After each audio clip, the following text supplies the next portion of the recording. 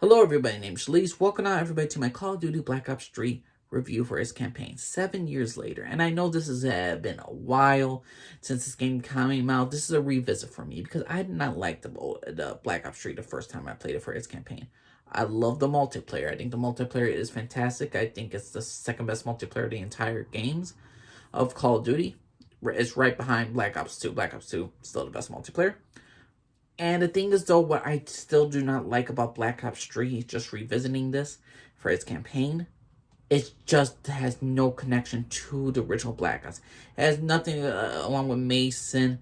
It has nothing to do with the numbers. It has nothing to do with Nova 6. This basically has references, and it hints about it has references to its previous characters, and that's about it. There is no connection to any of the campaign storyline with Black Ops 3 from the previous other games. It's the most stupidest thing alive. It's like if having Modern Warfare 2019, but you don't have Soap McTavish, you don't have Griggs, you don't have freaking Makarov, you don't have freaking Captain Price. If you don't have none of those characters, that game will not work for its campaign. The campaign won't be as loved as it is.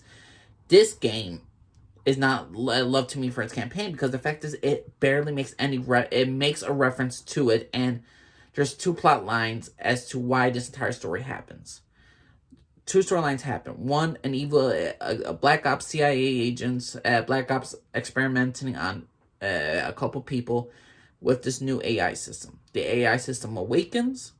It takes control over certain members of certain teams, and it reveals the secrets of what the CIA has done in Singapore that caused 300,000 people to die.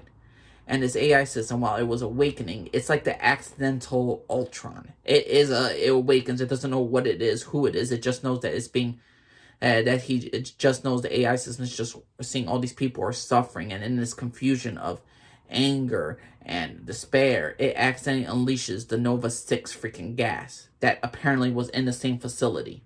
So it's a coincidence, this little reference towards the original Black Ops series about Nova 6, which is so important to Call of Duty World at War, Black Ops 1, and how it connected to Black Ops 2. All that stuff was connected, and that little thing that they have with the AI system, it's just a freaking CIA facility, has an evil AI system, and in that same facility, they also happen to have Nova 6. That's how it's referenced to, and to me, it's just not anywhere close connected to Black Ops, to the actual campaign of the other characters of the previous games. That's downright F for me right there. Another thing, its world is so futuristic that I can't even believe it's even connected to. If you told me this is an Infinite Warfare type world, I would believe it, because this has more connection with Infinite Warfare, where you're going to different planets using spaceships and have a robot talking to you. In no way, shape, or form should this have ever been called Black Ops 3 for its campaign, because, oh my god, this has barely any connection to the freaking original Black Ops. It feels more connected to Infinite Warfare, of all things. Another thing, for the maps itself, there's 11 chapters. 4 maps you're in Singapore. All of them basically look the same, except it's a jungle-like area in some cases. Then you got Egypt, very futuristic. Then you have 2 simulations, simulated areas. You're going to World War II, a forest area. Then there's one train sequence. There's not a lot of locations that you go visit. And it's downright frustrating to me. I'm like, I would like a little bit more variety in the Call of Duty campaign. Instead of, you just go to 2 places, and the third place is not even real. It's just a fiction of your imagination. It's just in your imagination. It's a CGI freaking world. It's a simulation, for God's sake. There's not nothing real. So it's just disappointing. The maps were disappointing. The name of it's called Black Ops. That doesn't connect to the actual main story. I replayed the game. Certain storylines don't make sense. Why your main character falls in love with a girl named Kane, and the thing is, though, they don't do nothing with her. There's no reference that why he likes her so much, or why she likes him in that way. I can understand a friendship, but they hinted as a romance, and I don't understand why. This had barely anything. I mean, freaking Alex and Farah from Modern Warfare 2019, definitely a believable relationship right there. This relationship, absolutely not. I don't understand it. Another bad thing about Black Ops 3 campaign is that there's no commanders. It's just you and a guy named Hendrix, and Kane is your go-to person to go get information from. Kane says all this information. We need this, we need this, we need this, but there's no clear authority figure. There's no General Shepard. There's no characters that are commanding you in other previous Call of Duty games. You have commanders, but you get none. You get no authority figures. There's no layout of who's in charge if someone dies. I get that you're hunting down your old team, and those are 4 team members that are now villains, but no. The plot line for that, like, I already complained about the maps. I'm complaining about the title itself. I'm complaining it's too futuristic. That doesn't align with Black Ops. It aligns with Infinite Warfare. The romance doesn't make sense. No authority figures are not around.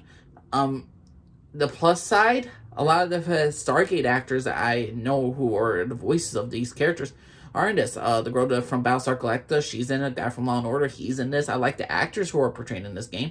I don't mind it. And I wouldn't hate this game if it wasn't, I wouldn't hate it so much if it wasn't connected to Black Ops. The ending is supposed to make you think. I mean, they play freaking go call Alice. That typical thing someone they think of like Alice in Wonderland, that you're going to a rabbit hole and you're in the underground and you're just lost and confused. I understand what they were going for this game, for its campaign. For the most part, for 11 chapters, it made sense of where they were going with. The thing is, though, the evil AI that controls every freaking buddy, that it controls your buddies who are now experimented with the AI, and they're taking over them slowly. I understand the storyline for the most part. My problem is not more or less the major story. It's just the fact that it has no connection to the previous Black Ops games. It doesn't relate anywhere to that entire world. You could call this Advanced Warfare by itself, and that would have been a better title for it. It would not be called Black Ops 3, and I understand why they did it, because they wanted to market and they wanted to sell a lot more stuff, since Black Ops was hugely successful for Black Ops 1, Black Ops 2. Obviously, Black Ops 3 was going to sell. I mean, Black Ops 3's campaign was so bad, they didn't even decide to do a Black Ops 4 freaking campaign because people were ranting about this stupid campaign. Another thing, how do you copy Advanced Warfare's beginning? Advanced Warfare has a human soldier just running around. He gets hurt in a mission. The thing is, though, in that mission, what happens to him? He gets hurt very badly. They have to put an exoskeleton to him. So he has a part of him that is like, robotic, something that helps him move in the field. They do the same thing, except the robot basically tears this guy's arm off and then takes out his leg. And then he somehow survives, and then they make him AI. Like, he's half machine, half human. So it's just like, you're copying Advanced Warfare, a game from the previous one, and you're taking off their stuff. I get they wanted to get this. This is more of a evil sci-fi movie than it is a Black Ops Cold War. When you think of Black Ops, when you think of freaking World at War and all that stuff, there were stealth missions. There was moments where there was espionage. There was moments of freaking, like, it was action scenes, but there was also some heartfelt moments. There was certain moments of elements of surprise. When you think of Black Ops, they're like, hey, we're going to go do a deed. We're going to go do some crazy shit that no one's ever going to find out about. But how this world is just like how they made it portrayed. It's just action, action, action. No stealth whatsoever, ever. I see the best mission was when they were experimenting in an old CIA facility, which is where you learn about the experiments on the people of Singapore and how your old team was infected. So there is some interesting stuff in this storyline. But when you think of like one mission out of 11, it's kind of piss poor. I think of like Black Ops had one, and one had a freaking, you're in Vietnam. World at War had a similar things, but there was at least a semblance of like, hey, this is some bad shit. You gotta keep things to the self. You can't be so well known to the world. And this one is just, I'm sorry. Black Ops 3, 7 years later, for its campaign, just does not do it for me. I'm not a big fan of this campaign. I don't think I ever will be a fan of this campaign. I enjoy certain moments. I could say some of my favorite missions, but overall the characters just didn't go well. I could not stand Hendrix. Kane was an alright character, but basically I don't care about it if I spoil it for you. It's been 7+ years, but everybody basically is dead at the end. You stop the experiment. You stop this evil AI from taking over, infecting other people, and making sure it doesn't come around anymore. But the fact is, I don't know. I really just am not the greatest fan of Black Ops 3 campaign. I want to go back to it. I wanted to replay it. I wanted to love it. I wanted to enjoy it. I thought I was younger. I'm like, you know what? I'm giving this game too much of a harsh truth. I damn hating on this game way too much. It's not as bad as I once thought it was. It is still this bad.